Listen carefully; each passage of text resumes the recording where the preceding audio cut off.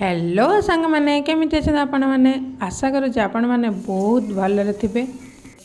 आज मो जनक दादा भाया मटर आलू तरकारी करी से आम गाँव में दुकान अच्छी तो सी बहुत भल आलू कषा आउ घुगुनी करते इडली भी करती आम तो खाऊ पाखे। तो मुझे दादा कहली आ दादा केमी घुगुनी कर कहना मुझे शिखती कहला माँ तू खा शिखबू कहीं ना आगे केत मोर दरकार पड़े तो कथा अनुसार आलू मटर भल भाव सीझेदब तापर तेल देद 5 फुटण दब भृषंग पत्र टिके बेसी दब लंका जीरा आउ खड़ा मसला देदब देलापर आमर पियाज रसुण अदा आ जीरा को जो बटाटा को ढाली दब गोटे स्पेशल मसला था गोलमरिच गोटा धनिया आ मधुर काटिकी भले कि भाजिकी गुंड कर देदेबा मुझे से अनुसार कर इडली कर घुगुनी कली।